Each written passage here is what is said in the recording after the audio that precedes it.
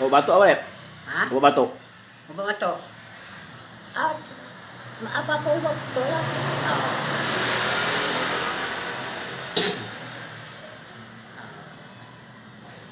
Ajan bi, kau tahu apa jati. Ubat batuk. Dah semua dah. Dapat dari mana? Ha? Dapat dari mana? Tanyalah dukun. Mana yang ada dukun Tanjung Gat, tanyalah. Orang ngobat orang. Pandai-pandai semua orang ngobat. Oh. Dukun banyak. Saya bilang. Kalau rokok tak batuk, rokok. Ha? Rokok tak batuk. Batuk lah.